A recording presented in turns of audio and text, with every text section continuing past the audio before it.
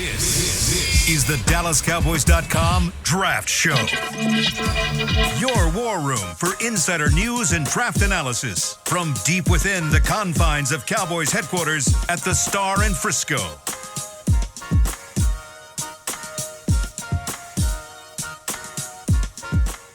Today is Thursday, February 1st, 2024, and we are 84 days away from the NFL Draft in Detroit, Michigan. Welcome into the Draft Show presented by Miller Lite. Taste you can depend on, and you can depend on us to investigate and educate here on a big week for the NFL Draft process. Senior Bowl practices conclude today. The actual game on Saturday. Shrine Bowl practices are in the rearview mirror, and the actual game, the Shrine Bowl, takes place tonight at 7 o'clock Central Time inside Ford Center at the Star in Frisco. We've got Zach Wolchuk, Nick Harris, Aisha Morrison, Brian Broaddus. I'm Kyle Yeomans. How's everybody doing? Nick, you had an early flight this morning. Got back in time. Yeah, me and Scott Purcell from a little down the way. We made our way in from Mobile this morning, 5:25 a.m. flight, ready to rock. Let's get it. That's the type of draft process dedication that I admire. We were all very jealous of you getting to be at those practices and get to get a close and personal look at some of these guys, man. I'm sure it was a blast out there in Mobile, but we appreciate your dedication and hard work to be here right now. Yeah, me too, Zach. No, it was great. It was my first time out there for the Senior Bowl. I had been to Mobile many a times at my previous job for different events, but going for that event, I mean, that's something that the town really comes out for. It's really special whenever you're out on the town at night. I mean, you see scouts everywhere, you see media personnel everywhere. It's a really interesting event. I mean, the town turns into like a mini NFL town for those few days. So and we're gonna dive into everything from the Senior Bowl as far as evaluations go, different position groups. I think there were some guys that really helped their stock, guys that hurt their stock this week. So it's gonna be fun, man. And you're talking about Mobile turning into a mini NFL town. Just wait till you experience the combine. Yeah, it's gonna be so fun. The best. It's the best. With that being said, I mean, there's a lot that happened, like you said, ups and downs of the Senior Bowl week. And you're going to have a lot of that as the draft process goes on. But who was the best that you got your eyes on all week long? Who was the number one guy? We'll talk deeper depths, but I want to know who was the best. Nick Harris is MVP of Senior Bowl week. I guess you got to go with Jackson Powers Johnson. Wow. I mean, if I'm looking at one guy who consistently performed on both days, if you would have asked me after day one, it would have been Tyler Guyton out of Oklahoma, but then he didn't have as strong of a day two.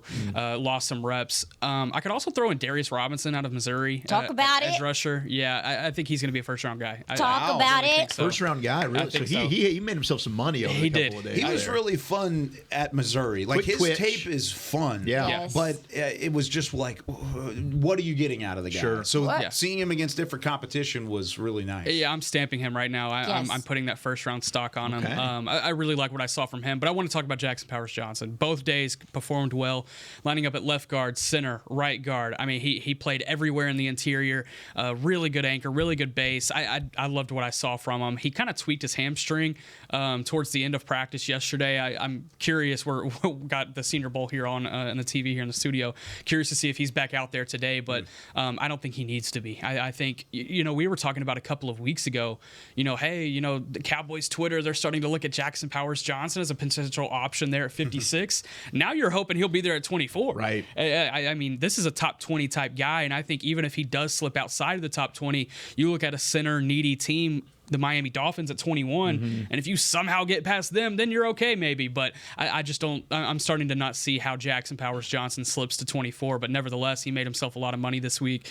I really liked what I saw from him. I'm a little surprised that you didn't say anything about Laiatu Latu. Oh, wait, Laiatu Latu? Laiatu Latu. Well, you asked me for one guy, and I kind of give you two. But I know, but none of them were Latu. Yeah, you were very impressed with him. Yeah, I'll touch on Laiatu Latu. Probably one of the more craftier pass rushers I've ever seen at this level, at this stage of his career. When you combo what he can do with his hands, what he can do with his athleticism, I mean, he's really talented. He was lining up against some of the stronger tackles in the class. class or the stronger tackles that were there in Mobile.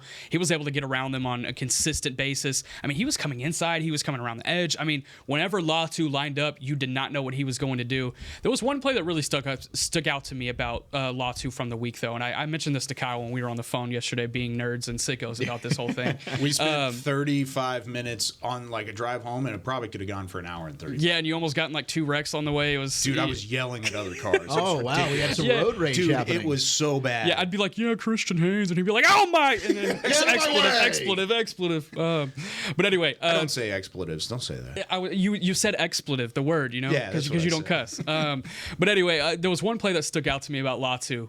It was a play where they were in team drills, so 11 on 11. Michael Penix was the quarterback, and Latu had him confused from snap to finish. So what Latu did was he dropped back in coverage, and when he dropped back in coverage, Penix did not really expect that because he was trying to hit a crosser over the middle. It kind of confused the passing lane right there for Penix, what Latu was able to do. So he was like, okay, let me roll out and try to follow this crosser and kind of get around Latu because he's not going to follow me. He's a defensive lineman. He followed him step for step, and then he just kind of picked up that crosser and became like a coverage linebacker in a way, in a sense right there. And then Penix threw it out of bounds. He threw it out of bounds in a practice setting. And it was just like, okay, yeah, Latu, he's smart. He got him. He's violent. Whenever he wants to rush the passer, he's really good. But whenever he needs to turn on those instincts, he's even better. And I really like what I saw from Latu.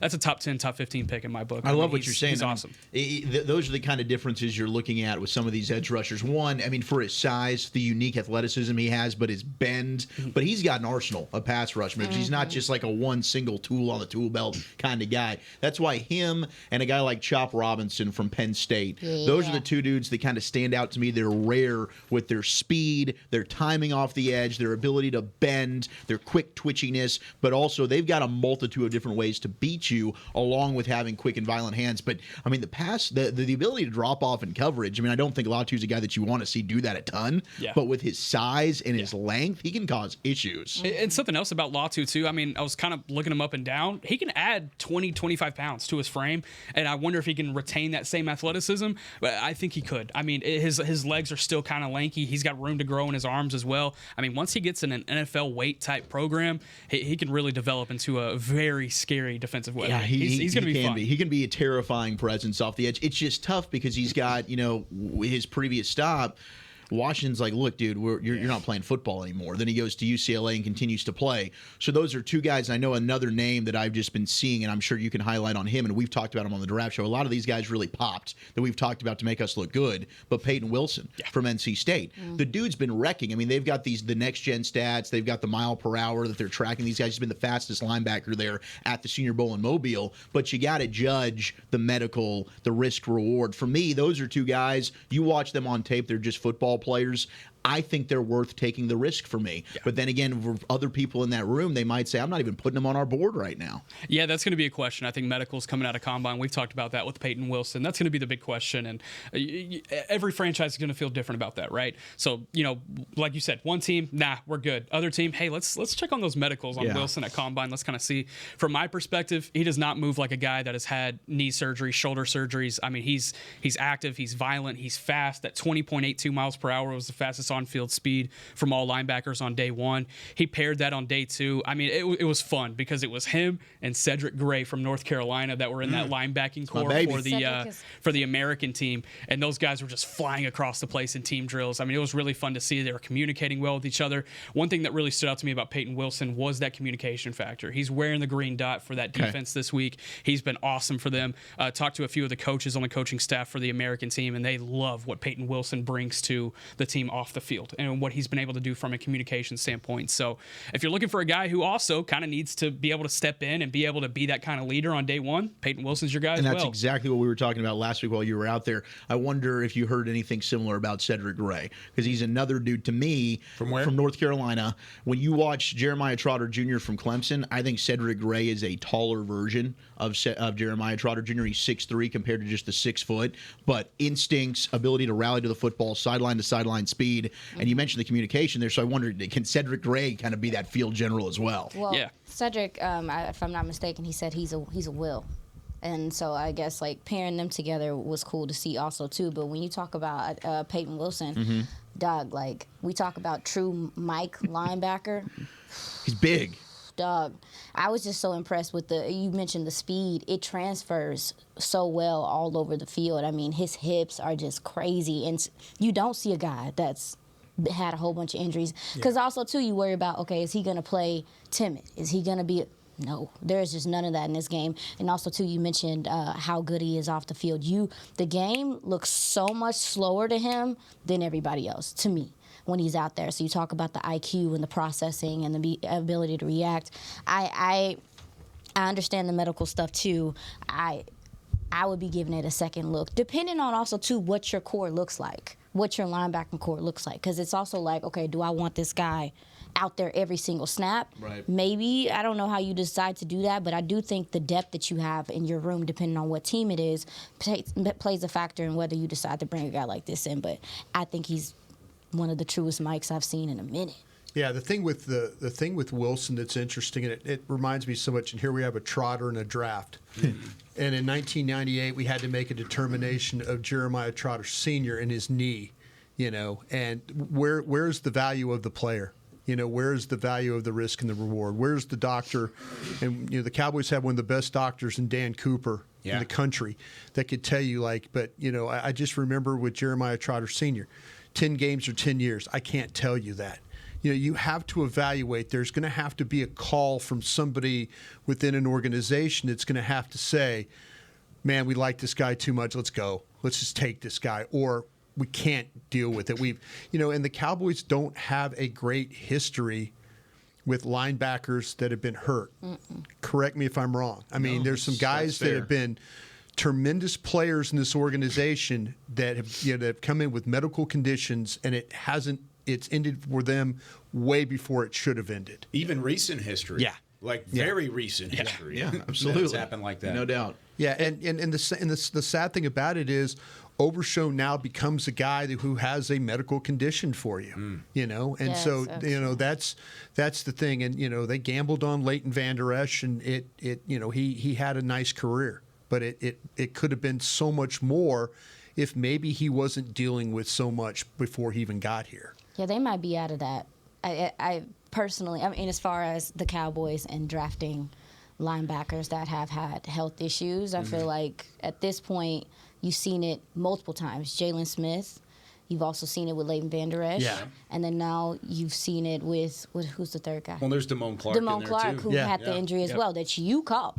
Mind Yeah, you caught it. Yeah, and I don't want to dig a grave for Damone Clark. Damone Clark's playing out of position, and he played a ton of snaps this year, and he was healthy through it all. But he surprised me. He played last year. Yes, he did. I mean, that was a shock in its own right. Yeah, absolutely not digging on him, especially with him playing out of position. But I will say that with this club, you look at the track record, maybe they are a little bit more hesitant, but that player is just Scared when he don't make money. crazy, dog. That player is crazy, I'm not passing dog. on going seeing him kick butt, make Pro Bowl somewhere else. I'm going to throw up. Maybe in Washington? Yeah. Well, no, it always reminds me of the story, again, of Dr. McKenzie in Green Bay and him failing Larry Allen. And our general manager would walk up to Dr. McKenzie and goes, see that number 73? He's going to kick our ass today. That's the guy you failed on the physical right there. I like it. So, but yeah, that's, we'll see. Those physicals. But the thing about Wilson, the ball goes towards him too, by the way. And I don't mean the ball. I mean it gets knocked in the air and he's there. It gets thrown on the ground. He's there. Yeah. He's one of these guys that has that type of ability, that instinct, right place, right time, being able to finish.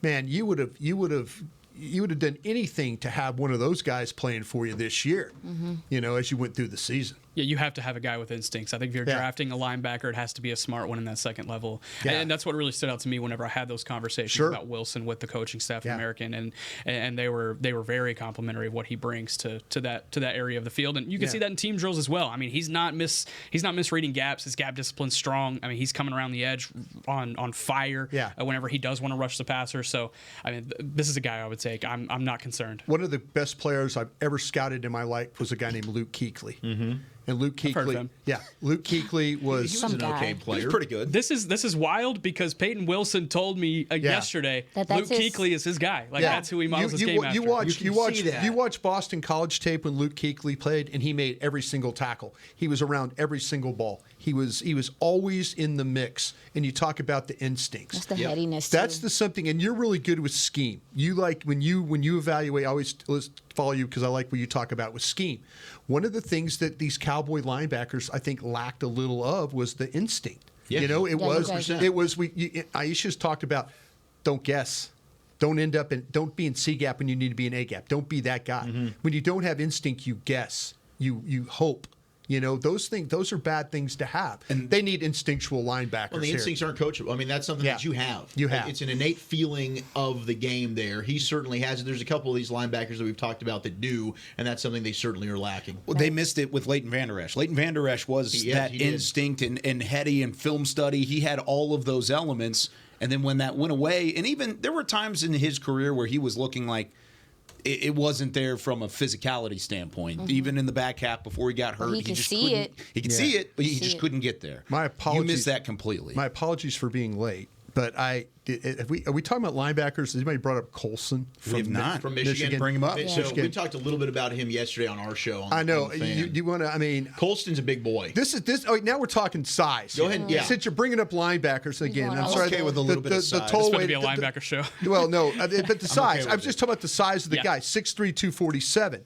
You know, and this guy, I mean, he played with basically a club left hand the last 3 or 4 weeks of the season, and it didn't affect him at all. But if you're looking for a big, powerful, thick, lower body guy that can pack a punch, physical, downhill player, take a peek at Junior Colston, the linebacker. And I know we say Michigan and people lose their damn mind You gotta if get you're over a that. Cowboy fan. You gotta get if you're over a that. fan of another team, take a look at Junior Colston from Michigan if you're looking for a physical inside linebacker. Yeah, Atlanta Forget fans, everybody. go ahead and check out. Yeah. This guy. Buccaneer fans, Dolphin fans, Commanders. You mentioned the club. I mean, you watch him in the national championship game against Washington. Yeah. He's cleaning up and making every He single looks tackle. crazy. And he can cover. Yeah. And he can cover. So, Yeah. I mean, that's a great name. Have you guys watched, we mentioned linebackers. Sorry, I went in here and threw this thing on its head. I love Keep what going. you did. You mentioned linebackers with instincts. Here's a guy that I think looks the part, has all the physical tools that you want. I think he lacks that, and that's what holds him back a little bit, and it's Curtis Jacobs, the linebacker from Penn State. 6'1", 235.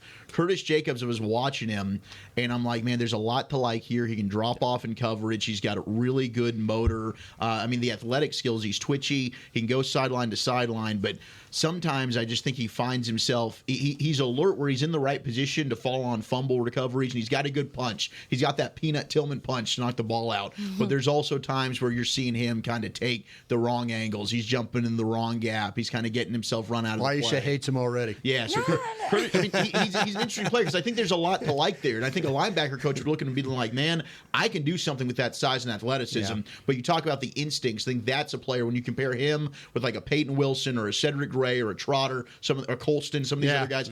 That's what to me I would drop him compared to those other guys. Yeah, you talk about Curtis Jacobs, Shrine Bowl guy. Yep. I kind of see where you're coming from. And you look at his frame, too. I think if you're going to get a linebacker, the Cowboys specifically, you got to get one that has size. There can't be any size questions. Yeah. And for me, the guy that kind of stuck out to me from the Shrine Bowl group was Darius Muasau out of UCLA. Yeah. That was the guy that stood out for me. You talk about instincts. I mean, that guy has it. He had a red zone interception in he can team cover. drills. Yeah, he can cover. Yeah. His zone awareness is I want to see him really hit a little impressive. bit. Yeah. Whenever I went and looked at his tape after he was impressive in Shrine Bowl practice, he doesn't hit. He's a wrap up heavy guy. He's not a powerful guy.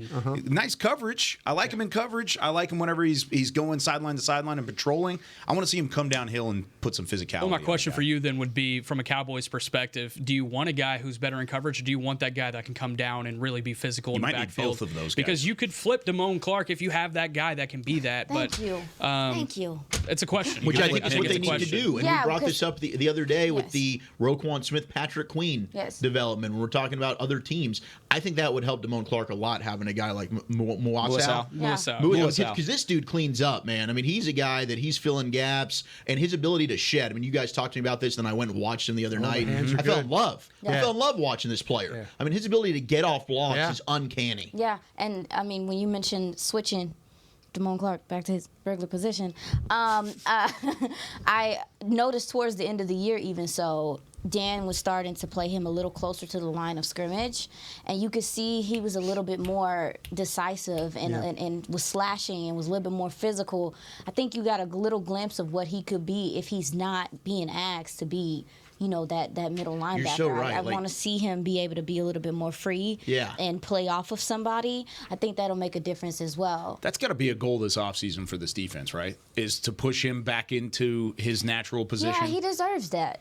I think he does. I think he deserves the opportunity to play. I mean, I think a lot of people obviously are like, I don't know, I'm over this player, whatever the case may be. But when guys are playing out of position, I don't know about any other position, but linebacker, dog, it changes everything philosophy-wise for you. And so for me, I'm hoping that he is able to get back to his original position so we can see him thrive, because I do think this guy still has the capability to be a good player. You think?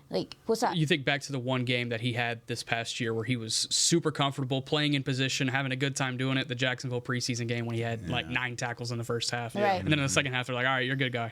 Get out of here. Take your jersey off. It was him and DeMarvion Overshown on the field together. That was before he got hurt. So it's meant tough to be to a see. tandem thing, dog. Like it's I mean, we've talked about it, is like the linebackers in the NFL that are thriving right now, they are tandems. You need to be able to play off someone. And again, we've talked about Marquise Bell and how well he's played and everything he's done, but he's still not a linebacker. He's still and that matters. Like, he's so happy to be back at safety. He is so. There's nobody that's more happy for him. There's nobody more happy to be the season over. Well, I shouldn't say that because nobody wants the season to be over.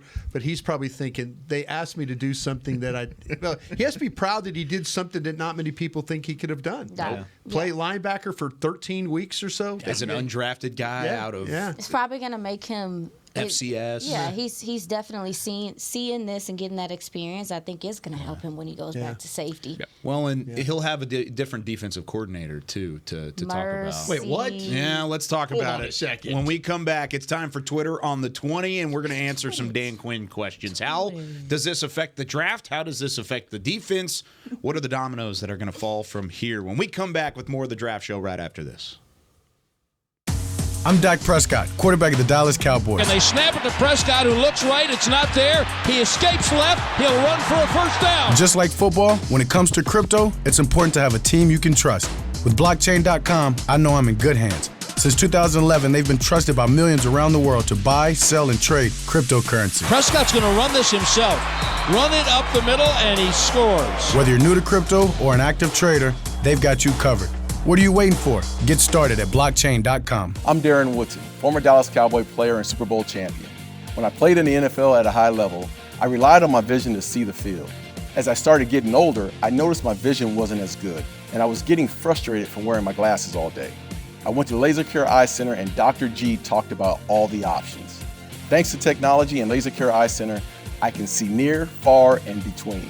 Don't fumble your vision any longer. Visit them at dfweyes.com and tell them Darren sent you. They got me back on my game. In a stressful world, Lincoln provides balance and calm amidst the chaos by creating sanctuaries that move you through the world with ease. Our vehicles make your time richer and more uplifting with human-centric design, intelligent technology, and powerful performance. As the official luxury vehicle of the Dallas Cowboys, driving a Lincoln is just another way to show your team pride. Experience our full lineup of luxury vehicles, including the Corsair, Aviator, Navigator, and Nautilus at Lincoln.com. Hi, I'm Danny McCray, Dallas Cowboys alumni player here with Smoothie King. And Smoothie King wants to ask you, what's that sound? That's the sound of us magically transforming our smoothie bowls into 2 new decadent flavors. Dig into a cool acai or pitaya bowl, handcrafted with crunchy, purely Elizabeth granola, fresh strawberries, and finished with a velvety chocolate hazelnut drizzle. Perfect for breakfast, lunch, or anytime you want to munch. And that's the sound of you making them disappear. Smoothie bowls, now in 2 new decadent flavors. Only at Smoothie King, the official smoothie of the Dallas Cowboys. This is the DallasCowboys.com Draft Show. Back here on the Draft Show presented by Miller Lite. Taste you can depend on. This segment is brought to you by your Texas Ford dealers. Ford is the best in Texas. Me and my wife are going to go to a Ford dealership tomorrow. We're shopping for a bigger car. So Ford, if you know anybody, Aisha needs a new truck. If you know anybody, out there, if you're listening, Ford, Chevy girl, let us know. I apologize. You can't say that. It's Ford. We all love Ford. Ford is so. It's the best in Texas. I had an expedition for my first car. There it is. And it was great. And it was phenomenal. It ran until the wheels fell off. It did. It had some trade-in value, my friends. It had some trade-in. I love my Ford Edge. Value. Yeah. Ford. Thank you very much. All right. It's time now, Chris Beam, for some Twitter on the 20. Glad it's back. Glad it's back. Always fun. All right, first question has to deal with Dan Quinn. Jeffrey says, goodbye, my what's friend. the next It's hard domino to die. fall for Dan Quinn as the reports came out this morning that Washington is hiring the Dallas Cowboys defensive coordinator as their head coach? There are reports. We haven't. Is it official? Dan Quinn? Yeah. Yes, yeah. It's pretty yeah, official. It's official. As official as it can be. Yeah. But where does the next domino fall, Jeffrey asks? What do you think, Brian? The defensive staff. I mean, that's where you look at, right? You look at Al Harris, who has said before that it doesn't matter if Dan Quinn's coaching in Alaska, he would go follow him. So you look at that. You look at Joe Witt. If Joe Witt is not elevated to DC here in Dallas, you would kind of look at him to leave. You look at Aiden Dirty as well, and then you look at Sharif Floyd, who's also on that defensive line staff. I mean, you would have to replace quite a bit. I feel like with Dan Quinn and what he's able to take. We'll see those dominoes kind of fall over the course of the next few days. We'll probably have more clarity on that by the time we come back for a Tuesday show. But yeah, that's where you look at immediately, and then you start worrying about, okay, who can you bring in here who has some staff, has some connections that can make this defense, as seamless of a transition as possible, but also bringing an element to the defense that can be a little bit different to have better postseason success. Trayvon Diggs has already put out the campaign for Al Harris, his position coach. Oh wow! Trayvon Diggs put it out there on X. He said Al Harris for DC. So that's who that's who he's campaigning for, and I'm a big Al Harris guy. Me too. I don't want to lose him. I would rather elevate him than lose him. I think sometimes you got to take a risk and a gamble on these guys, even if you don't think they're ready. You already said it. Scared money don't make money, right? I'm willing to do that if it crashes and burns. Yeah, the problem is crash and burns means crash and burns for Mike McCarthy too. But isn't he kind of in that situation anyway? That's that's what you have to think about. You have to. No, you're absolutely right. But if you're Mike McCarthy, you really have to be very mindful of what you're about to do. Yep. Because you need to find a way. You probably like coaching here. Yeah. You like you don't. Nobody wants to get fired, but see, this is now where and you mentioned the potential dominoes. I think a guy like Joe Witt has to weigh a couple of things here. Could he go be the DC with the Commanders on a 3-year deal, or could he work for a coach for 1 year? Ooh. Those are the things you have to think about when you're doing these things, And the one thing that Dan Quinn has as a bargaining chip is that he's got years, and he can promise years. Yeah. Nobody here can promise me years, and so that makes it very difficult. I'd keep an eye on some outside names. I'd keep an outside name on Mike Zimmer potentially here. I think Mike Zimmer would absolutely 100% love to come back and help. And and he and Mike competed it against each other in Minnesota and Green Bay. Very familiar with his game. He caused Mike some problems. Sure. Maybe Mike's not Mike Zimmer guy. But that would be a guy that I would look at. He'd keep you in your 4-3 front. He'd bring you some accountability to your team. He's a tough-minded guy. I'd keep him out of the draft room because times he used to drive me absolutely nuts. But that's what Mike could bring here. Now, if it is, we'll see what happens with the staff. That probably is your first option. A guy like Wink Martindale, who's out there from the Giants. We've known him from the Ravens, and then now with the Giants. That's a 3-4 front. If you're Mike McCarthy, again, trying to keep my job here, do I want to be changing personnel? Do I want to be having to flip a defense? There's a lot of things, a lot of moving parts here that potentially could happen. The one, like I said, that makes the most sense to me would be, if Mike wants to give Al or one of those guys a chance. Or Joe Witt Jr. Yeah, great. Give him a chance. But also know that, it's a first-time DC, and what we've seen what happened the first time DC in Philadelphia this year. Yeah. Those two folks got got let go. No question. These are the candidates that I have written down. It'll kind of go up as a hot board type content piece on DallasCowboys.com later today. Mentioned Mike Zimmer. Yeah. Him and McCarthy have a really good relationship. Back when McCarthy was let go by the Packers, Zimmer came out and he said, "That's sad. That's a mistake." Yeah. He was very critical of that decision. Ron Rivera also really tight with Mike McCarthy. He would help you with the Rooney Rule, which you still have to deal with here. Offense and defensive coordinator. He's also been very good against the run. Now he had some guys up front that you could rely on in Washington to help stop the run. And he knows how to do that. We mentioned Al Harris and Joe Witt Jr. Those are the in-house possibilities. I think if you look at those two, Joe Witt Jr. would have to be the favorite as far as in-house candidates go, just based on his experience, what he's been able to bring, and then three guys that are currently unemployed: Brandon Staley, Wink Martindale, Jack Del Rio. So those are some names you can kind of think of. I mean, I've seen on Twitter Mike Vrabel. Yeah. This is the perfect fit. I I don't think it's the perfect fit for Mike Vrabel. I think Mike Vrabel's taking the year off. I think he is too. It makes sense. Kind of my thought too. But it would be fun. It would be fun. I would love it, but that's also name. 3-4 kind of guy as well. Yep. Mike Vrabel's going to add some toughness and discipline, which I think Cowboy fans are craving right now. But I wonder about that. I think some of the other names that you gave are really good. I did read from our buddy John Machota back in 2021. Joe Witt Jr. was talking about his two dream jobs. One was to be the head coach at South Florida. The other is to be the defensive coordinator of the Dallas Cowboys. Interesting. I mean, yeah. So maybe he pushes for that pretty hard so he can accomplish one of those dreams. Yeah, I mean, and also, too, to add to the Joe Witt train, I mean, as far as we talk about, you mentioned family and things like that. I know that he has two lovely daughters that he definitely has mentioned, even like Will McClay, I want to stay here for my kiddo. And those are other factors that play into some of these decisions as well, to stay put and to, have that stability. So whoever come in here, I hope that it translates well. Yeah. I'm I don't know about y'all, but I'm definitely kind of on edge a bit about who it's going to be, because not only that, it changes how we have to look at the draft and how we have to evaluate players and stuff like that. But I'm definitely a little like, what's going to happen? Yeah. Along those same lines, there's another question on Twitter on the 20. Ryan asks, how bad are scouts sweating trying to figure out who their next defensive coordinator is? So, Brian, speaking... Yeah, this is where... it changes things, right? This is the problem, and this is the rant you hear me go on about continuity and not wanting to change and things like that, because it does. All of a sudden, if you do get a new defensive coordinator and say he is a Wink Martindale, who they determine, he has a 3-4 history.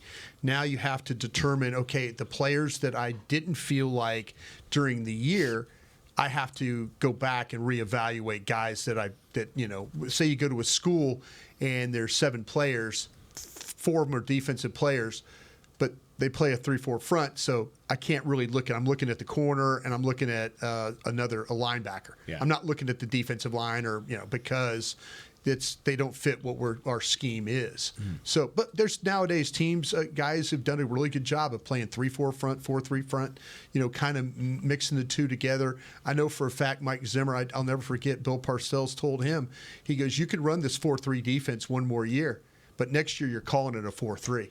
Or excuse me, a 3-4. Yeah, and Mike did, and he went top 10, and never had called a 3-4 defense in his life. So those are the types of things these guys can adapt. But for a scout, it's a little bit of a damn, I got to pull back all my notes that I had that I said, no, not for us, not for us, not for us. And then now it's a scramble to kind of get the find of those guys. Before I talked to Will McClay yesterday in Mobile, I was curious to see how the scouting department had approached 2020 and Mike McCarthy coming in and having to deal with that kind of change regime, because that happened while they were in the middle of this similar process. It happened earlier in the cycle, obviously, but how does that kind of factor into a potential DC change? He had said at that time there's an organizational structure to what they do as a scouting department, what they do as a front office. So whenever I asked him yesterday, I was like, does that kind of play into a potential defensive coordinator change? This is the quote that he gave. At the end of the day, when you're looking for players, you're looking for the biggest, strongest, fastest, most athletic guys and seeing how they fit into our scheme. Whatever that scheme is, we've got to evaluate the players, and if that scheme changes at any point in time, you still have that value as to what guys are and how they could potentially fit. And I said, does that kind of link back to that organizational structure? He was like, yes, absolutely it does. So I really don't think there's going to be a major change as far as scouting department goes because they look at all these guys anyway. Yeah, they do. They know, okay, this is a 3-4 guy. I think this guy would be better fit in a 4-2-5, so on and so forth. So whenever a guy comes in, they just kind of plug and place. I mean, it's kind of the beauty of the scouting department is you don't really have to be so scheme focused. You can kind of be as wide open as you want to be with it, and you just kind of have different pieces that could fit differently. I think what makes it interesting for us here on this draft show is a different defensive coordinator bringing in a different scheme. We got to look at different guys and how they could potentially fit within that. These guys, they already have the whole thing mapped out. They're much ahead further than all of us even dream about being. So I really don't think there's going to be a ton that goes into it, but there's obviously going to have to be some intention and some purpose behind it. Having the cornerstone of Will McClay in that scouting department, that helps with that continuity. No question. You're talking about. No question. And we've talked about it in this show before. Dan Quinn guys. Oh, he's a Dan Quinn guy. Long, lanky corner. Oh, he's a speed edge rusher. These guys on the interior. That'll change. That sort of conversation will change, but like you're saying, it's not going to change a whole lot over there. I did have a conversation yesterday before the news kind of came down with a couple individuals across the building, and I asked them just kind of Dan Quinn. I was like, how much has he helped you guys in the past? And he said, the response I got was, he can evaluate. He can. A lot of coaches aren't asked to do it and aren't really great at it. He was saying one thing we'll miss is the fact that he can evaluate players at the top of the level. Right. And if that's the case, you're going to miss that. And you might need a guy like that to come in and fill that void. And then maybe that's the veteran decision-making process that you go through. I think you saw that in the impact of the draft. Obviously, he's been his input.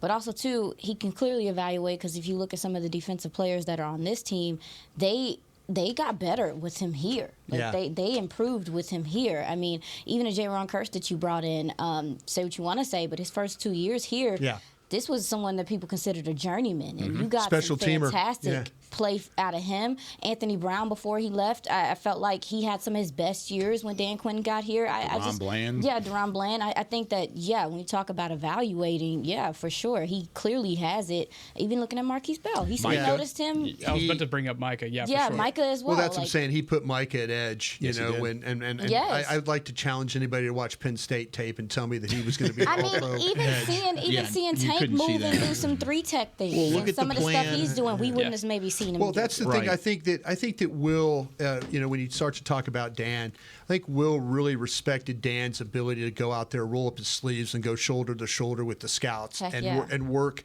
and be in Tuscaloosa and be in Lexington, Kentucky, and we be saw in him Columbus. in Iowa last year. I mean, he's everywhere. Dan is like, okay, give me a list and tell me when these pro days are. We go work with these dudes. Yeah, and there's a lot of times where these coaches, they go and they just don't want to be a part of it. Yeah. They just really don't.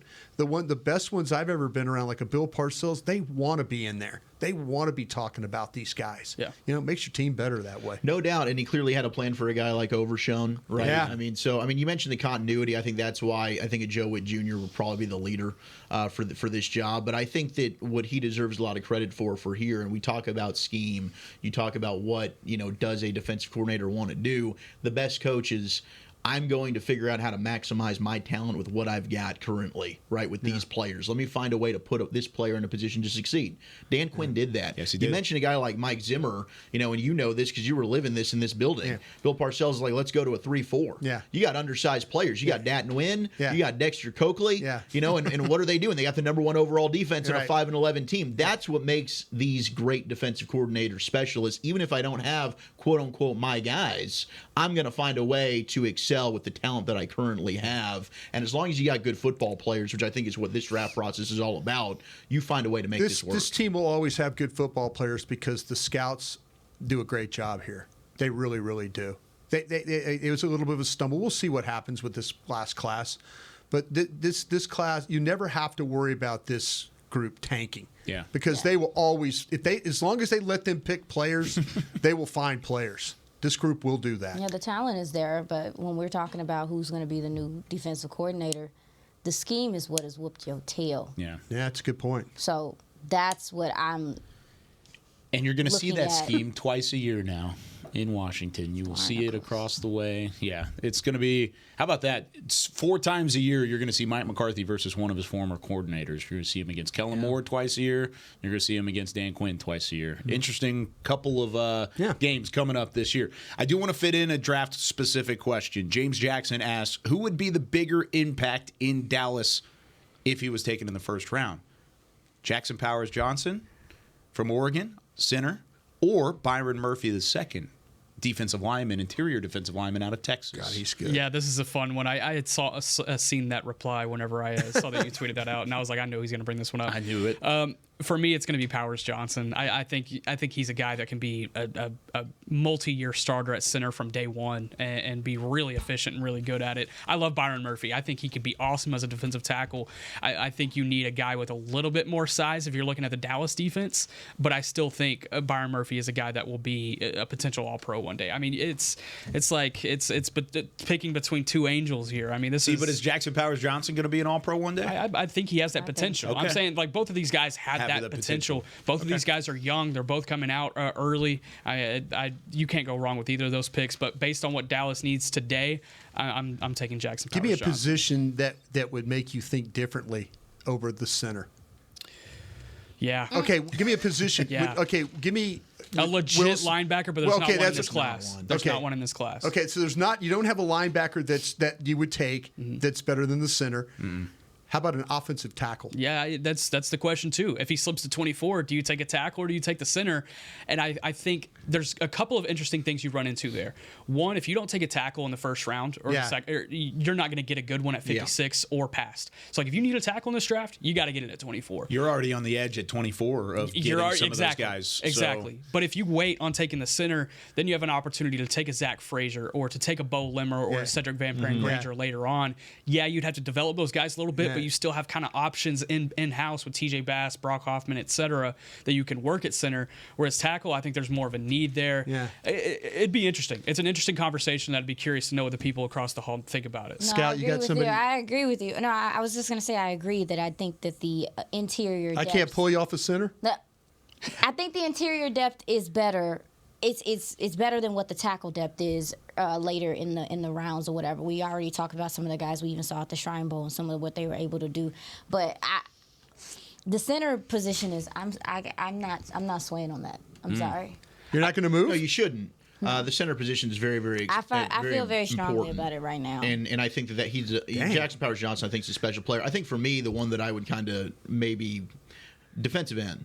I still think that might be a sneaky need for this football team. Agree. Ew. And if you have somebody that slides down to you that we are not expecting, whether it is a Jared Verse or a Chop Robinson or a Latu, maybe it's because of medicals, those are players I would look at and say, darn, they're available at 24. That's probably going to be the best player on my board. I'm pulling the trigger. And it's important. I think when you talk about edge, I think this past year you looked at the Cowboys and you said, okay, well, and also too with Dan Quinn leaving, like there's some guys that came here specifically for him that play defense, like Dante Fowler and those guys. I am very curious to see how they attack edge, because I do think it's about time to maybe get some production there outside of the gentlemen that have been doing what they do. Well, and also, are you retaining Dorrance Armstrong? Yeah. That's what I'm saying. That's what I'm saying. It feels Fowler. about that time of like. It's tough for me to justify the depth at tackle position here in this draft to take anything else. Okay, like that's fair. I would well, it's take because you're going to get such a run in the first round on tackles. Exactly. And I hear that's that. What if a Guyton's there and the Cowboys say, hey,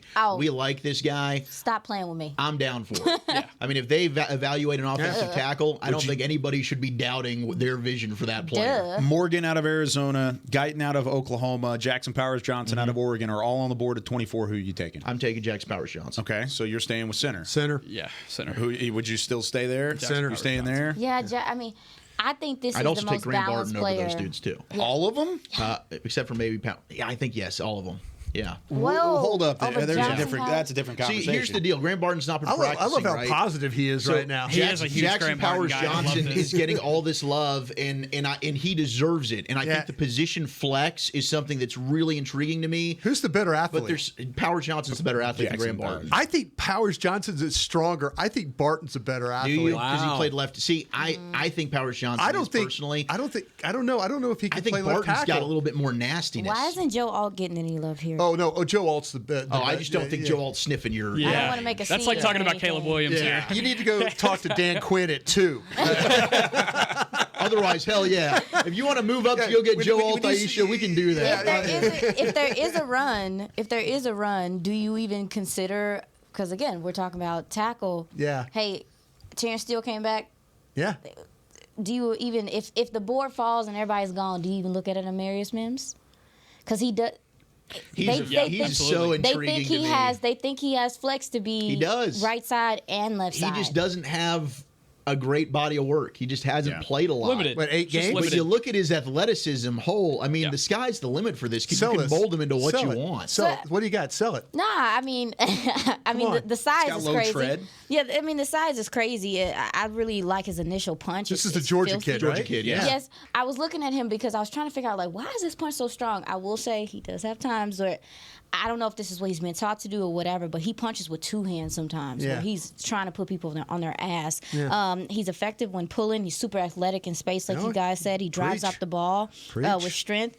He hasn't played. He hasn't played a ton, you know, like we talked about, but his best year was in 22. I felt like he put together some good games there. Yeah. Quick setter with fantastic foot quickness laterally. I think he can work on his awareness, but I think he has a solid recovery and can disengage. He can help in space too. He can help out his buddy. I want him to be a little stronger finishing blocks in the run game, but his hand placement and stuff is there. Hand's good. Like the basics of what you're looking for from this position is there. It just depends on what people decide. I mean, he really showed up. He showed up at the right time. Yeah. If you're gonna show up and show you can play, the playoffs is probably the right time. Definitely. Good spot. So I mean, I know a lot of people are like, I'm scared. Man, he put on his big boy draws in the playoffs. Let's take a look at the player and see. And and are you a coach or are you not? All right. I like How do you that. feel about it? I suffer from comparison syndrome. Like whenever I do the same thing. You're gonna do the kid that the Giants have. No. Thomas? I suffer from comparison syndrome. Whenever I look at somebody and I know this is a great somebody that I have in my hand right here. I see another person. But there's a greater somebody that I feel like is the same product of this realm, and that is J.C. Latham for me. Like if I'm looking at Amarius Mims, J.C. Latham, I just feel like it's a better version of Amarius Mims. I just think Latham is a right tackle. For sure. Yeah. And that's you probably have a little bit more versatility with Mims. I think, can be a left tackle. I love J.C. Latham's a guy we haven't talked about a lot because I don't think he's making it to 24. Yeah. But you talk about another dude who's violent. Well, if he's a right tackle only, if scouts see him the same way you are, could that be a slide? That could be. But then again, what are you going to do if you're the Cowboys? Because take the best player on the board. Pretty locked into Terrence Steele. I mean, it's likely that Latham for me would be. Yeah. We talk about some depth, and this is a guy that I know you've written about, and he's here in Frisco right now for the Shrine Bowl. That does intrigue me. South Dakota State's Garrett Greenfield. All right, that's another big boy. What round are we talking about? That's fifth round grade is exactly what I wrote down. All right. So that's a guy you talk about depth if you don't tackle early.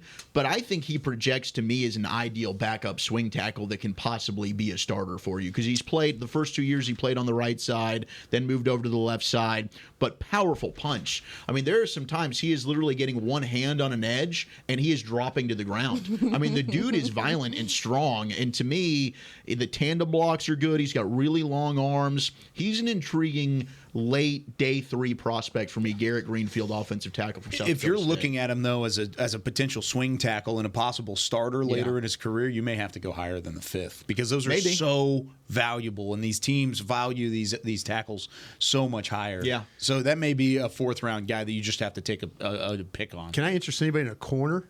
Yeah, throw it at us. I'm interested. Go ahead. Kid Mitchell from Toledo. Talk about CB1.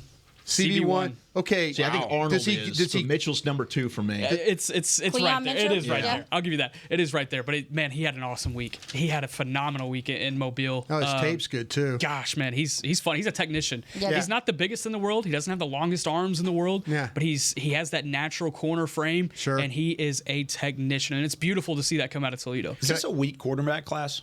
Corner. Man, I've seen some good ones. I was about to say, There's some good ones. Now there's some guys that are kind of slightly built.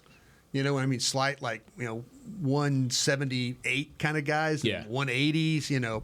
I'll tell you what. I watched a kid the other night. I don't know if you guys have done this. Oh, where'd I go? Where'd my guy go? The Penn State corner. Kalen King. King. Yeah, King's interesting. Yeah. I mean, he's 5'11", 191. This guy will. Long arms, though. Yeah. Smart. Yeah, he is a. Kalen King, if you haven't seen him, take a peek at him. He wears number 4 for Penn State. But getting back to it, though, could a corner pull you off a tackle? No. Could a corner pull you off a center? No. Could a corner pull you off an edge? Yes. Okay. It could pull me off an edge. Yeah, I see what you guys are doing Depends on now. which corner It depends. it is. Like You if guys Mitchell are looking for a slides- plug-and-play offensive alignment is what you're looking for. Yes, that's exactly what I think be the okay biggest with thing Because that. you is. know that this team knows how to draft plug-and-play linemen. Right, but And I I also think think the value matches kind of where they're drafting right Yeah. now. But to your point, if a Mitchell slid, and I put this in my notes, you guys call me crazy, he reminds me of Deron Bland. You're crazy. I think there are similarities Yeah, I in see both that. of their games with the way that they attack the football that. and their build a little bit and the way that they move. I think I was like, Mitchell, dang, there's something about him. Deron Bland kind of stands out. to Okay, me. Mitchell from Toledo or Murphy, Texas defensive tackle. Oh, that's pulling I'm at your taking Murphy. heartstrings. You're taking Murphy. I'm taking Murphy. To me, I think Byron Murphy's the only first-round defensive tackle. I think he goes top 15. I think Newton Oh, could slip in. I think I Murphy's think a top too, 15. but but I got a wouldn't put a second-round first grade round. on Murphy- Yeah, I wouldn't yeah. put a first round grade. I do on. like Sweat a lot as like a back end first round guy, but Who did he Murphy break in is half yesterday? Was that Arkansas? It was in It Arkansas. was Bo center. Limmer. Bo Limmer. Man, yeah. that's Bo a Limmer is- tough one. That was Sweat who did that. I love Bo Yeah. Limmer, though, man. He fights and he competes his rear off, and he's a little smaller. He's got some limitations, but he's got natural leverage for me. Yeah. Like Bo Limmer's Until a dude. he plays a 362-pound guy. Well, what's unfortunate? He battled T Sweat pretty well. What's unfortunate about it on Tuesday, whatever day one of practice was, he put Sweat in the ground. Yeah. he's the Yeah. only one. Yeah, that we put didn't Sweat see in the that. ground. Yeah, Yeah, he didn't we see didn't that. see Yeah, that. you The see him very get next broken in half day, by Murphy. you see Limmer on his backside, and that's tough. I got a safety that's interesting me right now. Can we do it after the Yes, break? we can. Let's take our second break. We're going to continue this conversation. I gotta love bring her it. up. It's You just just gotta going learn how to bring bring her her up. If it's not Bowler. I also want to bring up another offensive guard that might be some depth there for the Cowboys if they're looking in the later rounds. More of the draft show coming up in a matter of moments. Hi, Drew Pearson, former Dallas Cowboy and now Pro Football Hall of Famer here. If you're struggling with your vision and tired of those contacts and glasses, don't throw a Hail Mary. Go where I went. Laser Care Eye Center, the official LASIK partner of the Dallas Cowboys. Drew, thank you so much for trusting us with your vision correction procedure. At Laser Care Eye Center, we offer 6 different vision correction procedures to help patients see. Check them out at dfweyes.com. Tell them Drew sent you. Hood hood. In a stressful world, Lincoln provides balance and calm amidst the chaos by creating sanctuaries that move you through the world with ease. Our vehicles make your time richer and more uplifting with human-centric design, intelligent technology, and powerful performance. As the official luxury vehicle of the Dallas Cowboys, driving a Lincoln is just another way to show your team pride. Experience our full lineup of luxury vehicles, including the Corsair, Aviator, Navigator, and Nautilus at Lincoln.com. I'm Dak Prescott, quarterback of the Dallas Cowboys. And they snap it to Prescott, who looks right. It's not there. He escapes left. He'll run for a first down. Just like football, when it comes to crypto, it's important to have a team you can trust. With blockchain.com, I know I'm in good hands. Since 2011, they've been trusted by millions around the world to buy, sell, and trade cryptocurrency. Prescott's going to run this himself. Run it up the middle, and he scores. Whether you're new to crypto or an active trader, they've got you covered. What are you waiting for? Get started at blockchain.com. Hi, I'm Danny McCray, Dallas Cowboys alumni player here with Smoothie King. And Smoothie King wants to ask you, what's that sound? That's the sound of us magically transforming our smoothie bowls into 2 new decadent flavors. Dig into a cool acai or pitaya bowl, handcrafted with crunchy, purely Elizabeth granola, fresh strawberries, and finished with a velvety chocolate hazelnut drizzle. Perfect for breakfast, lunch, or anytime you want to munch. And that's the sound of you making them disappear. Smoothie bowls, now in 2 new decadent flavors. Only at Smoothie King, the official smoothie of the Dallas Cowboys. This is the DallasCowboys.com Draft Show. Enjoy excellent dining, boutique shopping, and exciting events in the Star District in Frisco, featuring dozens of North Texas's best restaurants and shops, plus a calendar full of family-friendly events. There's always something to do, shop, dine, and do again inside the Star District. Visit thestardistrict.com for more info. Of course, the Star District hosting the Shrine Bowl tonight. East-West Shrine Bowl getting started 7 o'clock Central Time on NFL Network. We'll be out there, and we're also going to have an extra show tomorrow as well. Talk to me. We're going to have an extra draft show at 11 a.m. 7:20 a.m. Central Time to break down the final Senior Bowl practice, get the film in, kind of break that down as well, and then, of course, take a deep dive into the Shrine Bowl and what happens tonight. We've got Zach Wolchuk, Nick Harris, Brian Broaddus, Aisha Morrison. I'm Kyle Yeomans. All right, Aisha, you talked about a safety. I want to hear about the safety you wanted to bring up. All right, so last year we realized, man, Maryland has a nice little program up there. They do. They do a nice job. What they doing up there? They got some tough guys up Ready there. to talk about this one. Yeah. You know where I'm going with this. What's this? Is it Bo? Bo Brady. Bo Brady. Okay. It's a great football name. I watched. It is That's a dope awesome. name, but when I watched him, I feel like he gives me those Brian Branch vibes from last year, where it's like, okay, this guy can play close to the line of scrimmage. He's heady. He's rangy. He has great instincts. I like his read and reaction time. He's not afraid to be a blitzer either.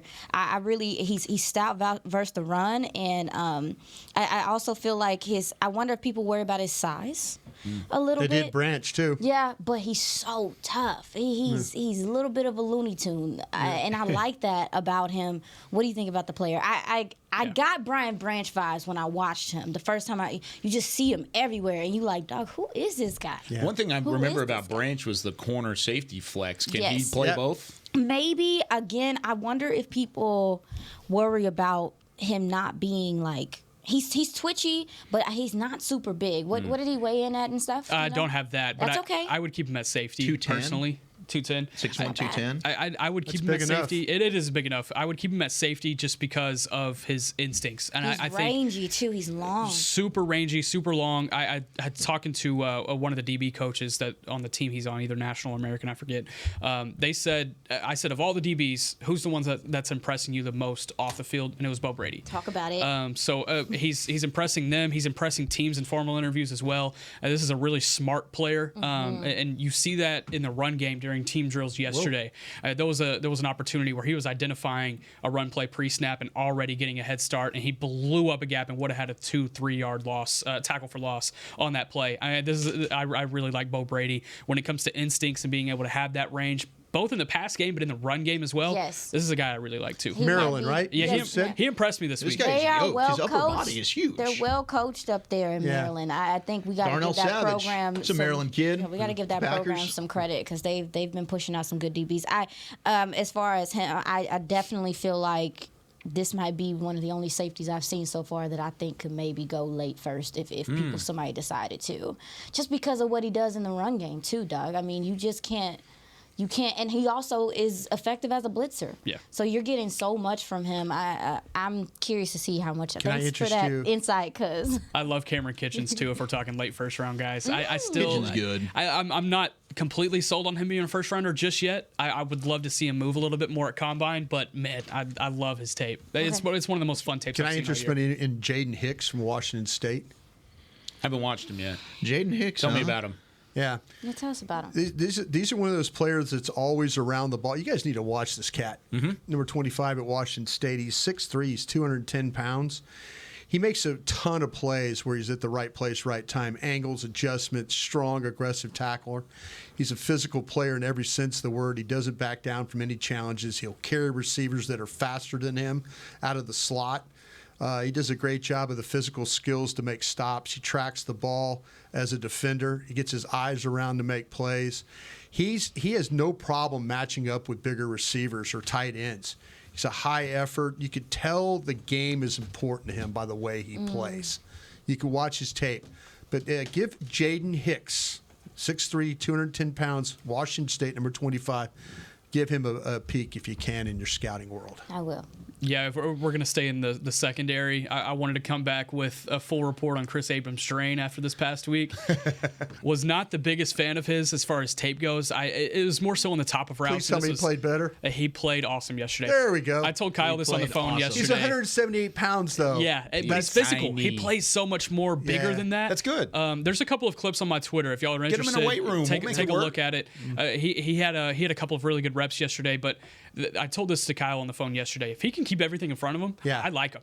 He's physical. He's good at with his feet work. Once he has to turn his hips and go behind him, he's a liability. So I think it would take a little bit of development in that range. That's why I kind of have him as an early day 3 guy. That's what I put my initial grade on him. I'm gonna have to go back now after Senior Bowl and kind of reevaluate everything. But I liked what I saw from him after not really loving his tape going into Senior Bowl. Missouri's got a couple of corners you can work on. Yeah. Is that teachable though? Like flexible hips? I know we've talked about it a lot. That's mom and dad. I feel like that's what you got to get to, right? That's mom and dad. You can train for stuff like that and try and work on. Sometimes some guys are tight that way, but Missouri's they're impressing me. They had a really good defense. But they got that edge, right? That Cody Schrader is nice. Didn't have a great week at Senior Bowl. He didn't have a good week. I heard some unfortunate news as well about Cody Schrader, just as far as like evaluations from scouts and things throughout the NFL. So it was a tough week. A great story though. It's been a tough week for Schrader. So Ray Started Davis as a walk-on. Ray Davis is looking good. Kentucky. He looked good. He looked really good. I'm not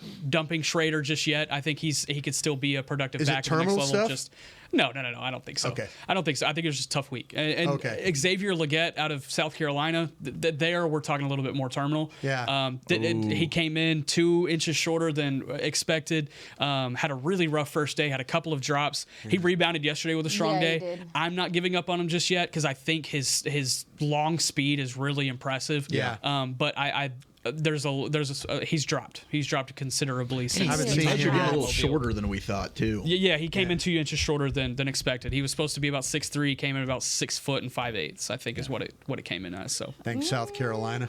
Yeah, they're talking about him as like a Debo type weapon because he has these thick thighs and he has this long speed. Yeah. It's an interesting comparison based on those. Guy at Western Kentucky. Yeah, Malachi Corley as well. Sure. Little bit shorter on that end, but still, very much same traits. I think when you look at the past couple of drafts, teams are trying to find that versatile weapon that you can kind of use like Debo. Yeah, exactly. And you look at how teams start to evaluate based on certain players that are popping in the NFL, and it's a fascinating case study. Yeah. And we were talking in that last segment about guys standing out mid-round, guys that you're talking about the unteachable traits and things like that. One of the more viral clips from the Senior Bowl during the Wednesday practice was offensive guard, I'm already forgetting his name, Christian Haynes from UConn, getting his helmet ripped off, but he stayed in the rep and he finished through. I'm interested to hear what you thought about him overall. Who filmed that rep? You filmed it. Yeah, you filmed it. 6'2", 320 pounds is what he's measured at. Yep.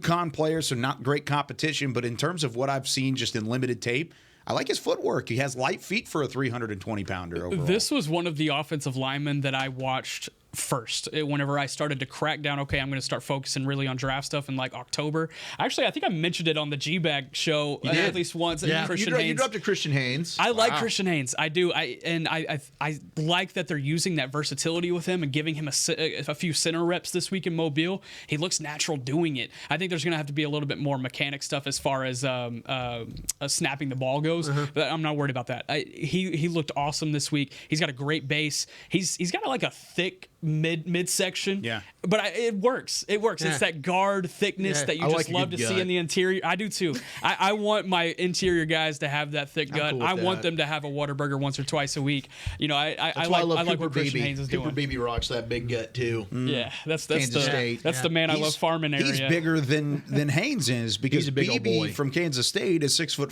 335. And he started. I mean, he was trying to pull the trifecta out there. Work guard, tackle, and center during his time at K-State. He's got some position flex too. He's had like 2,000 snaps too. Yeah, he's played. I love Cooper Beebe. I hated that we couldn't see him this week in Mobile. That hurt my soul. But It hurt me last year when I thought he was coming out. He was coming out. Just kidding. He's not.